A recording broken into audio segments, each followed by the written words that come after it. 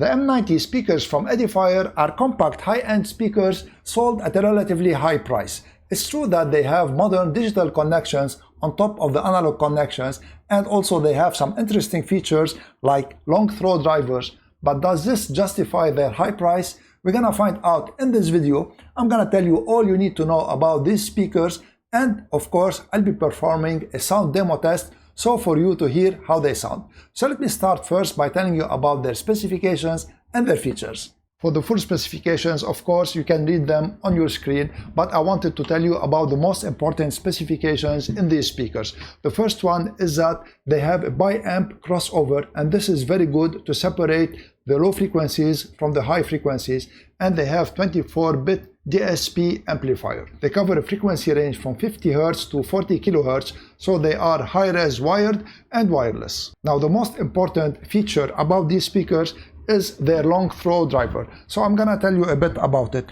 Long throw, it means that the mid-range and woofer driver, it travels more than the normal drivers, and this will give you a stumping bass on high volumes on these speakers that can reach 100 watts. And this is a very important feature, especially for speakers that don't have a subwoofer that is integrated in these speakers. Now, talking about the subwoofer, I'm gonna switch directly to the connections of these speakers because they have a sub-out connection, and this is a very good thing for speakers in case you like the bass to be very strong. So this is the back of the speakers. You have here the power cable connection, and this is very good that it is a detachable power cable. This is a speaker connecting port, and you see from its type that it confirms the crossover type of these speakers. A very important connection is the HDMI eARC, and this way these speakers integrate seamlessly with your TV, so you can control their volume, their on-off with the TV.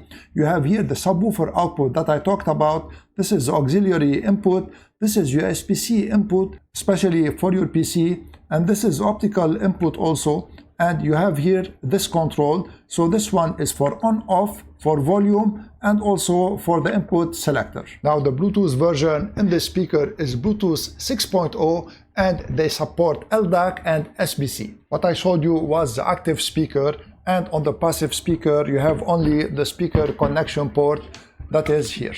In the box of the M90 you have all the cables that you need, and here they are.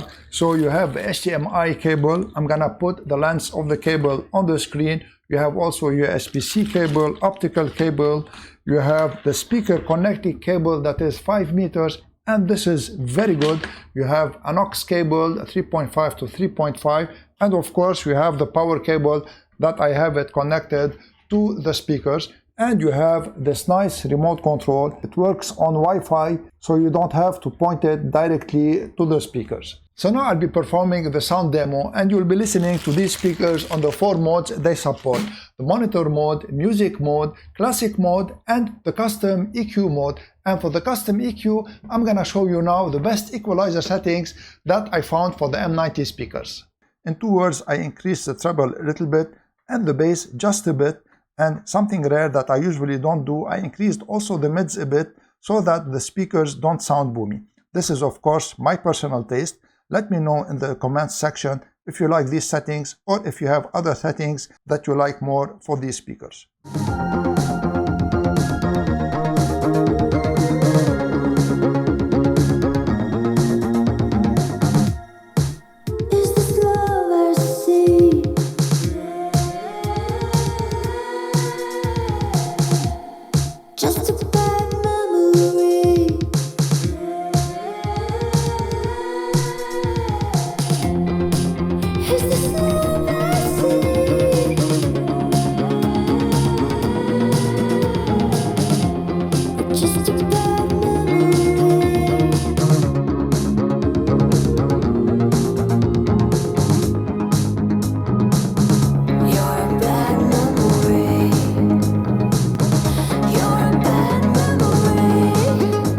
Now, if you take into consideration the size of the speakers, their sound quality is considered to be excellent, and in general it is very good. So on monitor mode you can even use them to produce music. They produce almost a flat sound. On music mode the bass is good, and the mids and the highs are also good and very well defined. Now on classic mode I didn't like it too much. but you have the other modes. And of course, on custom mode, the speakers become alive and they produce a very good sound. Now, if you don't want to fiddle with the equalizer, go with the music mode. It is very good. One thing I can tell you is that you need to break in these speakers, especially because they have long throw drivers. Let me show you the application. Before that, I wanted to show you that the speakers are connected with LDAC to my Nothing Phone 4a. And in the application, I want to show you only the important settings. So first, you have the sub out level. This is not the frequency out, it is the volume of the sub. So you can put it low, medium, or high. I kept it on low, which is the default setting. And here you have the sound effects, and I already talked about the equalizer when I did the sound demo. You have the settings icon here where you can update the firmware in case it needs updating. And here I wanted to show you two important settings. The first one is the audio channel setup, where you can switch the active and the passive speaker to be the right or the left channel in case you are restrained by the placement of the speakers. And the second one is the HD audio codec. So if you're using Bluetooth to connect to your speakers, it's important, if your device supports LDAC, to put it on the highest setting. You need to know that when you put it on LDAC, it's gonna disable the multi-point connection. So now let me tell you what I like and what I don't like in these speakers. I like their elegant look, their excellent build quality, their very good sound, their remote control, that is Wi-Fi, the HDMI input, and the subwoofer output.